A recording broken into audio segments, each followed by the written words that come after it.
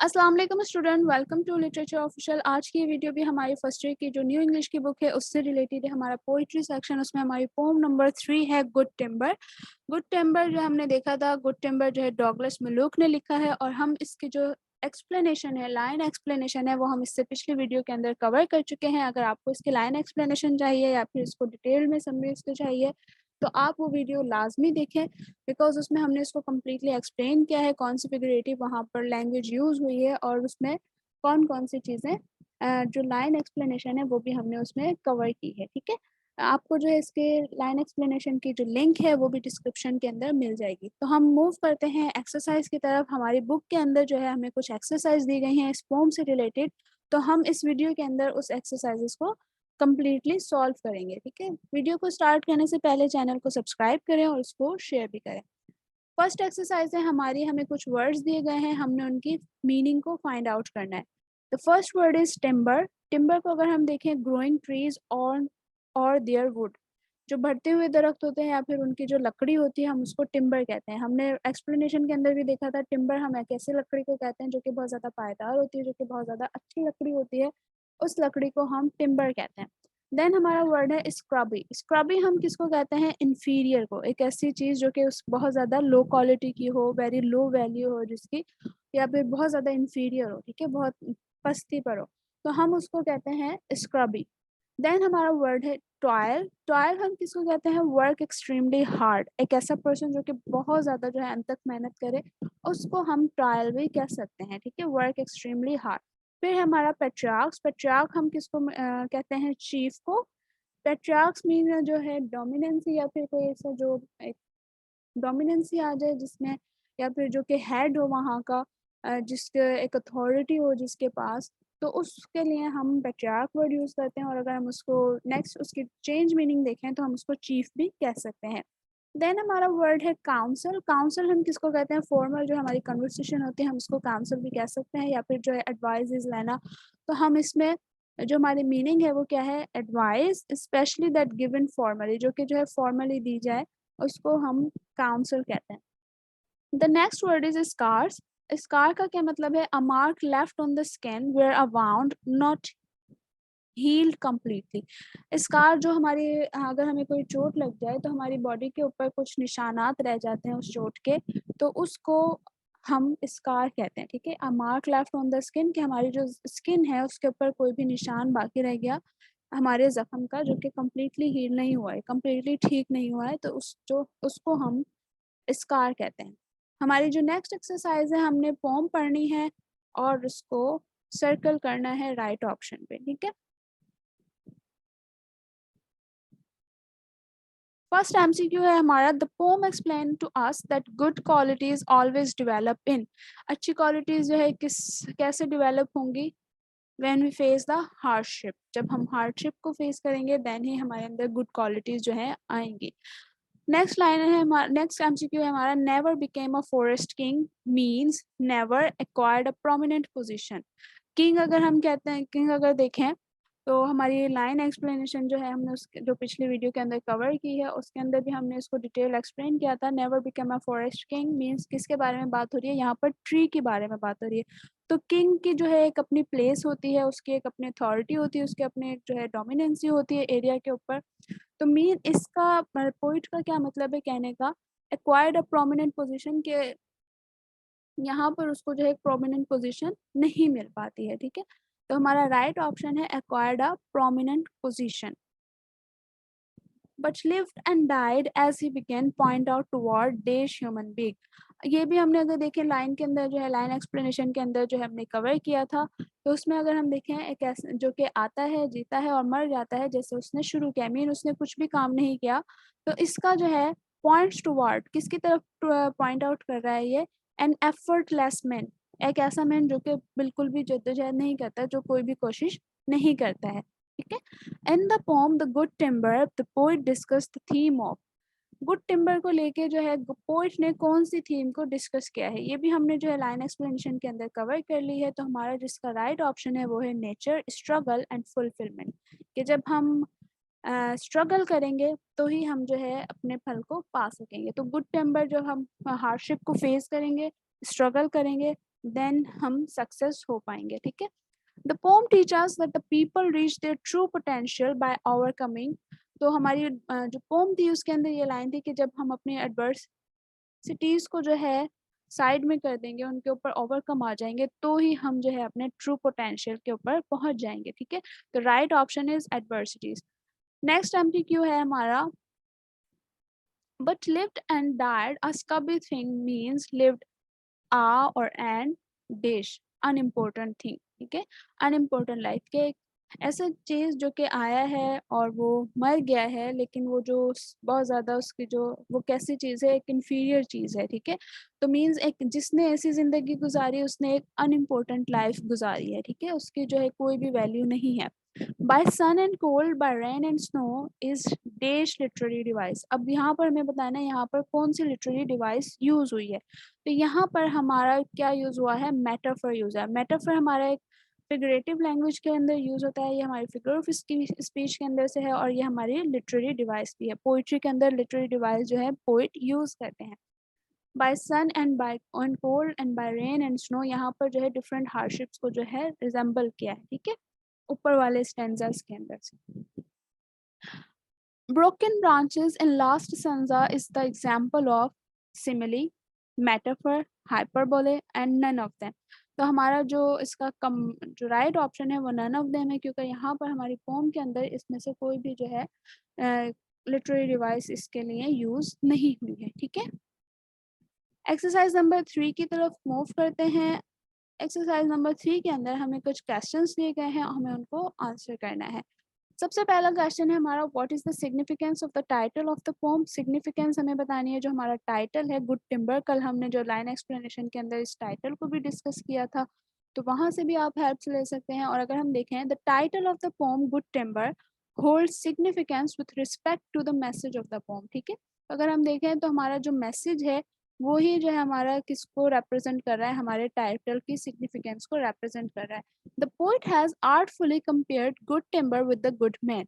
Pome के अंदर हम देखें तो किस तरीके से जो है आर्ट पोइट ने जो है गुड टिम्पर को कंपेयर किया था विद द गुड मैन। पहले उसने ट्री के बारे में बताया था, फिर उसने जो है गुड मैन के बारे में बताया था कि उसने कंपैरिजन दी थी, ठीक है।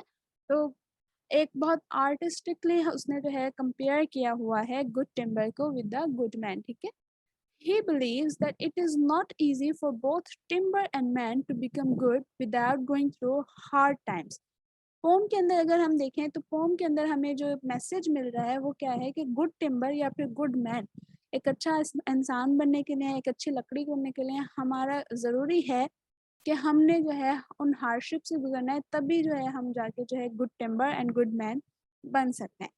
It is a bare fact that the more they suffer, the more they become worthwhile and beneficial for the society.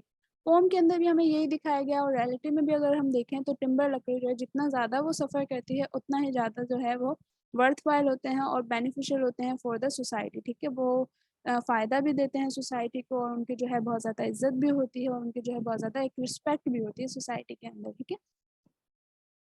Next question है हमारा, what happens to the people who work hard. कि उन ऐसे लोगों के साथ क्या होता है जो कि बहुत ज़्यादा हार्ड वर्क करते हैं, ठीक है।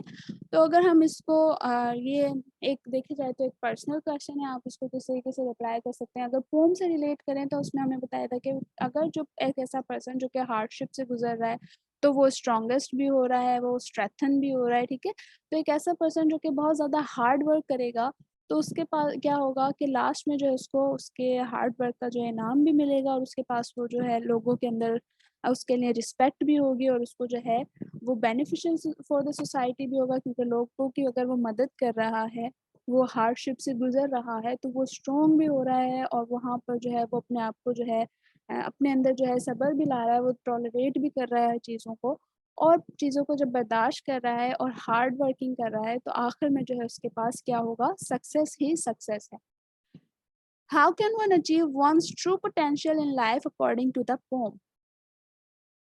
पोम के हवाले से अगर हम देखें कि एक पर्सन अपना ट्रू पोटेंशियल यानी कि अपने जो है सक्सेस को किस तरीके से हासिल कर सकता है, अगर हम देखें, a person can achieve his true potential only when he faces hardship एक ऐसा पर्सन जो कि अपने ट्रू पोटेंशियल को हासिल करना चाहता है, तो वो कैसे होगा जब वो हार्डशिप को फेस करेगा, डिफ़िकल्टीज़ एंड टफ टाइम, ठीक है?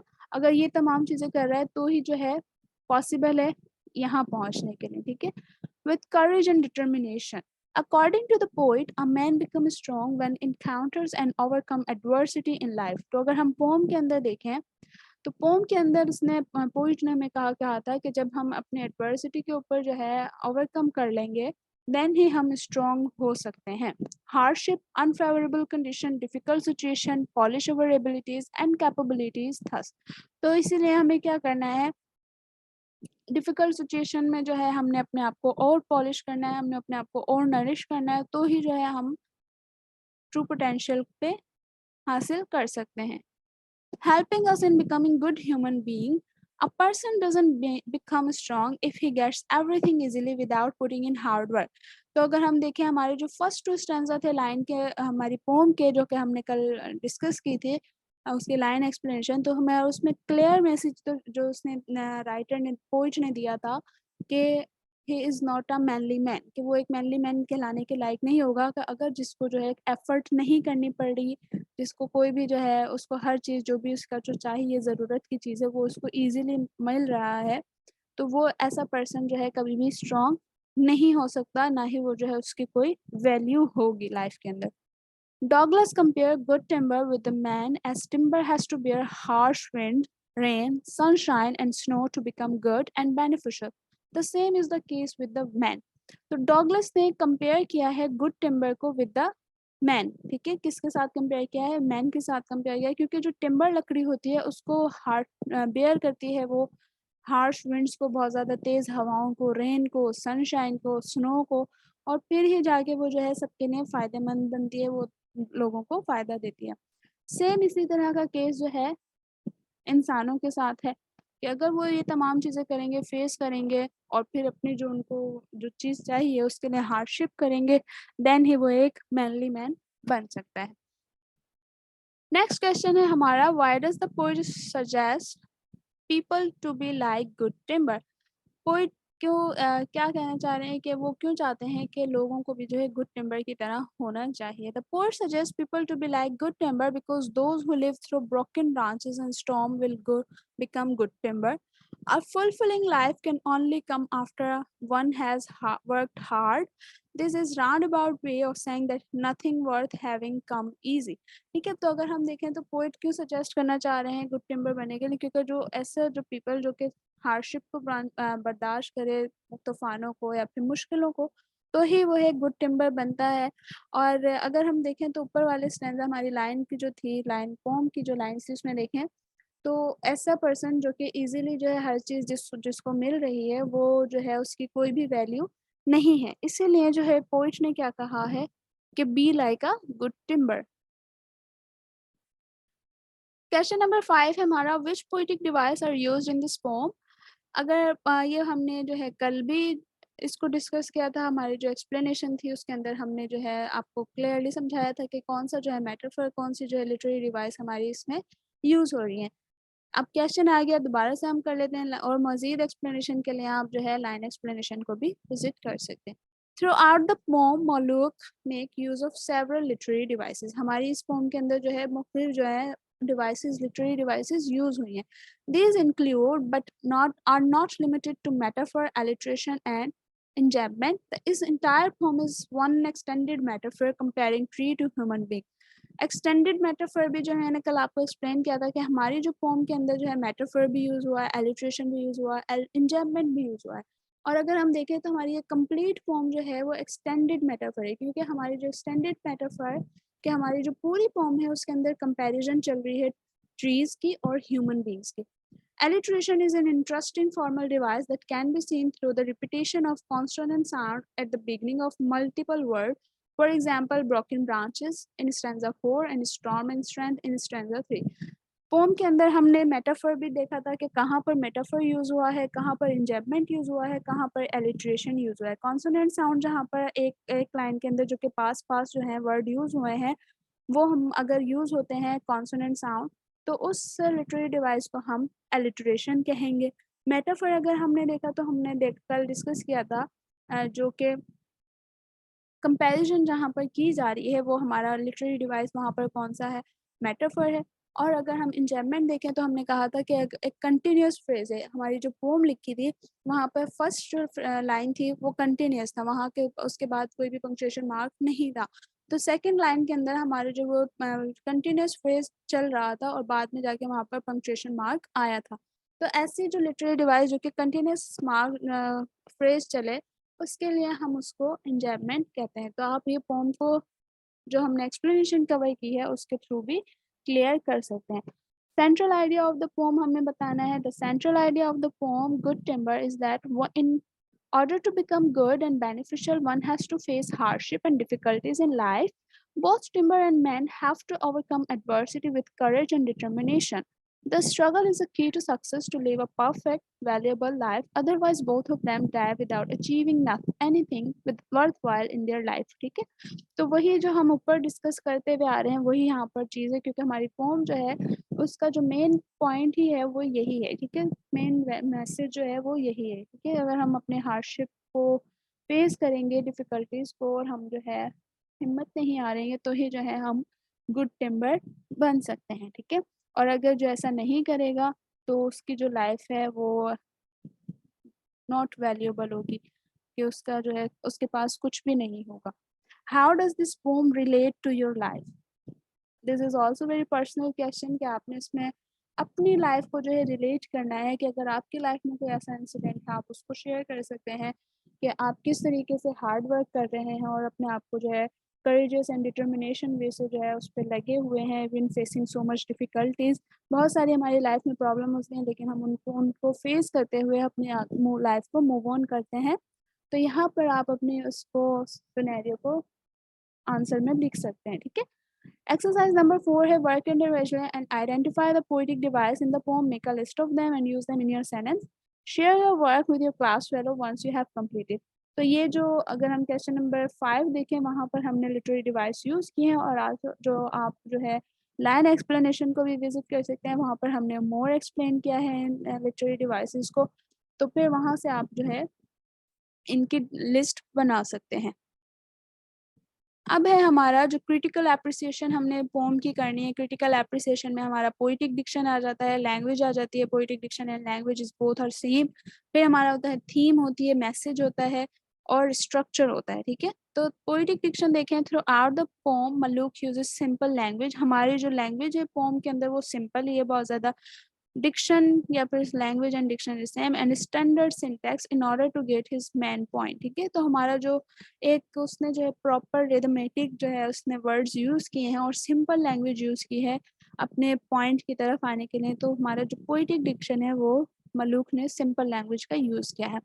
थीम हम जो हमारी हम ऊपर कवर करते आ रहे हैं वही हमारी थीम जो है यहाँ पर होगी। Good timber Malloch explore the theme of struggle, fulfillment and nature. Those who live through broken branches and storm will become good timber.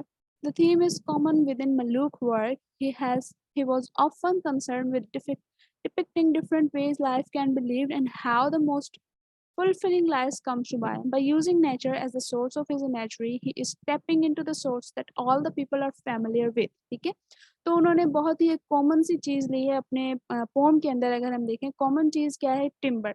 Timber जो एक बहुत अच्छी पायदार लगती है उसको जो इन्होंने लिखा है, क्योंकि जो है हर लोग जो है इस चीज़ से फैमिलियर होता है, हर चीज़ को इसके बारे में पता है। तो इन्होंने जो है इस लाइफ को जो है डिपिक्ट किया है with the help of nature, और फिर उसको कनेक्ट किया है टू द मैन लाइफ के। फिर उसको एक उसकी जो नेचर की जो हार्डशिप है, जिस तरीके से एक ट्री जो है हार्डशिप बर्दाश्त कर रहा है, अगर उसको देखें जो उसकी ज़रूरत की चीज़ है वो सिर्फ सन, सॉइल, एयर एंड वाटर, ये चीज़ें हैं। ठीक है, तो ये एक बहुत ही कॉमन एंड बहुत ही जो बेसिक चीज़ें हैं उन्हें जो है इसने कंपेयर किया है with the life of man. ठीक है, और उससे जो इसने समझाना चाहा है कि हमारा स्ट्रगल, फुलफिलमेंट एंड नेचर को समझाना चाहा है मखलूर ने इस पोम के थ्रू।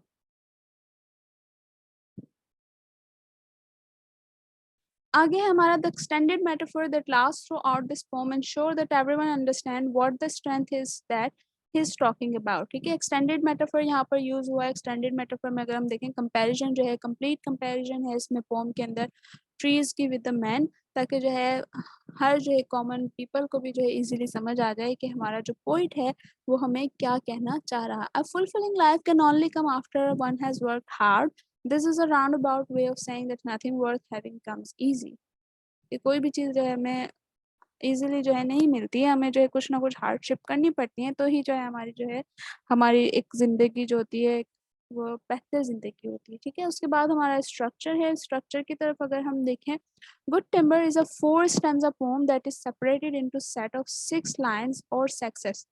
तो अगर हम देखें गुड टेम्पर के अंदर 4 स्टैंजा थे जो कि सेपरेटेड है इनटू 6 लाइन्स। ठीक है, हर स्टैंजा के अंदर 6 लाइन थी जिसको हम सेक्सेस भी बोलते हैं। It follows a consistent and structure rhyme scheme. Rhyme scheme भी जो है इसकी जो है कंसिस्टेंट है। और फिर जो अगर हम देखें the line confirms to a pattern A A B B C C. अगर हमारा देखें हमारा पोम का जो स्ट्रक्चर है वो क्या है, ए ए बी बी सी जी। जो हमारी फर्स्ट लाइन है और जो हमारी सेकंड लाइन है उसका जो साउंड है वो सेम है। फिर जो हमारी थर्ड लाइन है और जो फोर्थ लाइन है उसका साउंड भी जो है सेम है। फिर जो हमारी थर्ड लाइन है और fourth means fifth and six line है उनके साउंड भी सेम है। ठीक है, तो लास्ट वाले साउंड जो अगर हम देखें तो वो अगर सेम होंगे तो हमारा राइमिंग स्कीम का पैटर्न बनेगा। तो जहाँ पर डिफरेंट होंगे तो हमने उसके लिए डिफरेंट वर्ड यूज़ किया है। जैसे हमारे जो फर्स्ट राइमिंग स्कीम है, हमारी फर्स्ट लाइन के अंदर जो हमारा वर्ड ख़त्म हो रहा है उसका जो साउंड है वो भी सेम है, और सेकेंड लाइन का भी जो लास्ट वर्ड है वो भी सेम है, तो हमने उसको रिप्रेजेंट कर दिया ए से।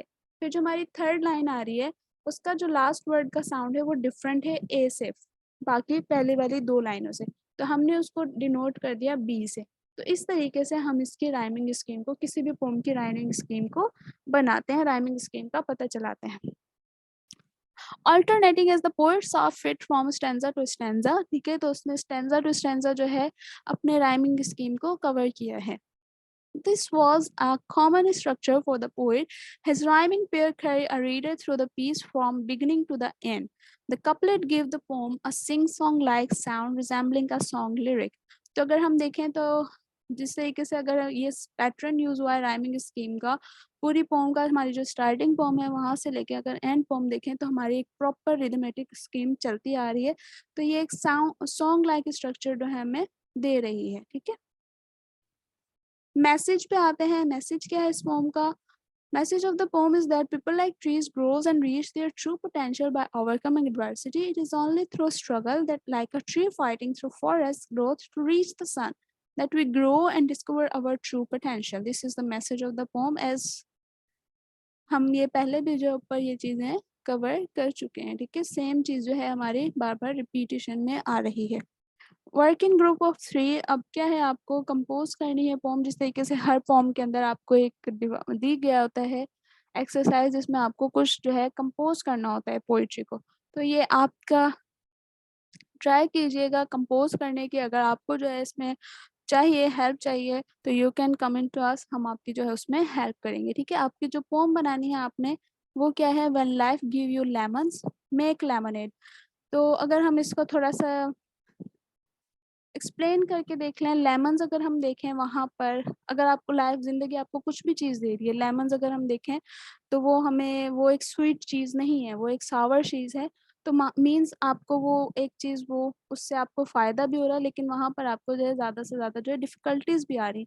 तो आपने उन चीज़ों को यूज़ करते हुए एक न्यू चीज़ बना लेनी है। ठीक है, तो अगर हम लेमन अगर हमारे पास है तो हम लेमनेड बना सकते हैं। नींबू पानी जिसको हम कहते हैं हम उसको लेमनेड कहेंगे। ठीक है, मीन्स अगर हमारे ऊपर हार्डशिप भी आ रही हैं, अगर हमारे ऊपर डिफ़िकल्टीज़ भी आ रहे हैं तो हमने उसको फेस करते हुए, उनको ओवरकम करते हुए एक जो उस स्ट्रगल से बाहर निकलना है, तो हमने अपने आप को भी स्ट्रॉन्ग करना है। और फिर जो है एक कुछ चीज़ अगर हमारे पास है, जो ऐसी चीज़ें हमारे पास प्रॉपर चीज़ें नहीं हैं, लेकिन हम उन जो बेकार सी चीज़ें उनको भी यूज़ करते हुए हम एक ऐसी चीज़ बना सकते हैं जो कि बहुत ज़्यादा फ्रूटफुल हो।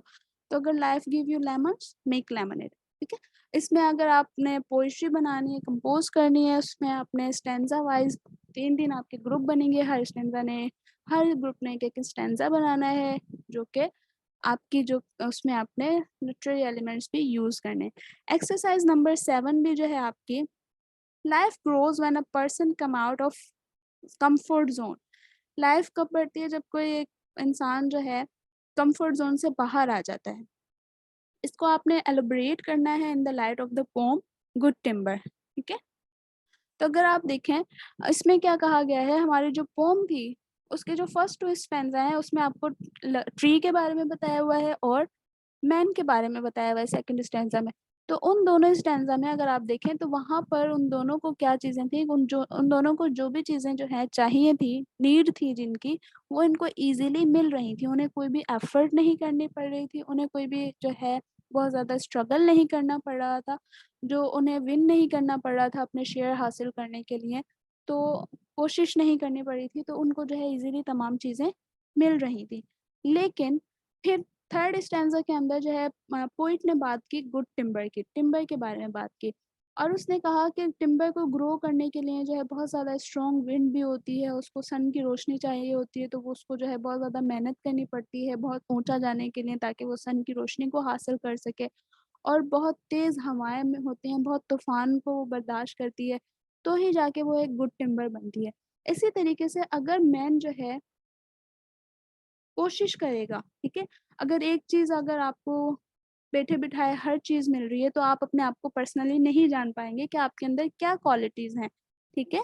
तो जब आप खुद कोशिश करेंगे और खुद जो है ट्राई करने की कोशिश करेंगे, तो आप जो है अपने आप की जो आपके अंदर की जो यूनिक क्वालिटीज़ हैं, वो आपको पता चलेंगी। अभी अगर आपकी ऐसी लाइफ़ है कि आपको को हर चीज़ जो ईज़िली मिल रही है, कोई भी चीज़ अगर आपको चाहिए, वो आपको फ़ौरन से मिल रही है, ना ही आप जो अपने क्वालिटीज़ को देखते हैं, आपको नहीं पता कि आपकी क्या-क्या क्वालिटीज़ आपके अंदर हैं। आप अपने कम्फ़र्ट ज़ोन के अंदर हैं अभी तक, ठीक है?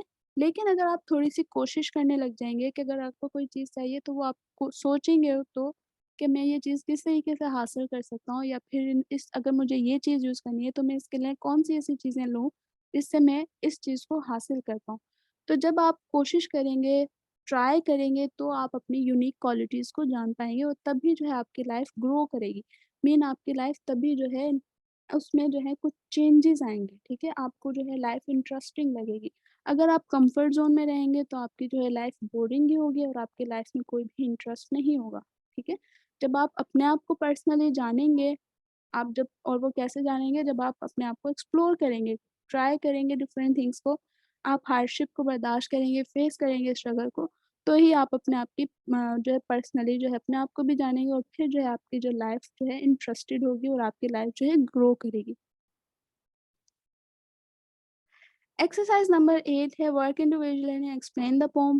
Explain the following lines. Write down your work in the notebook and share it with the class and the flow class fellows once you have completed. इस एक्सरसाइज नंबर 8 में हमें लाइन एक्सप्लेनेशन दी हुई है। लाइन एक्सप्लेनेशन हम पहले cover कर चुके हैं पिछली वीडियो में। तो अगर आपको लाइन एक्सप्लेनेशन चाहिए तो आप जो है वो पिछली वीडियो को लाजमी देखें और वहाँ से जो है अपने कॉन्सेप्ट को क्लियर करें और इस आंसर का जवाब लिखें। I hope you understand all the points. अगर आपको इस चीज़ में कोई भी मसला है तो आप कमेंट करें और अगर आपको इस बुक का कोई भी जो है चैप्टर अनक्लियर है, आपको उसकी एक्सरसाइज चाहिए या फिर आपको उसकी जो कुछ भी चाहिए उसका हमें कमेंट में बताएं, हम जो है आपको जो है इसकी कंप्लीट एक्सरसाइज सॉल्व करके आपको देंगे। और चैनल को लाजमी सब्सक्राइब करें और इसको शेयर भी करें। अल्लाह हाफिज़।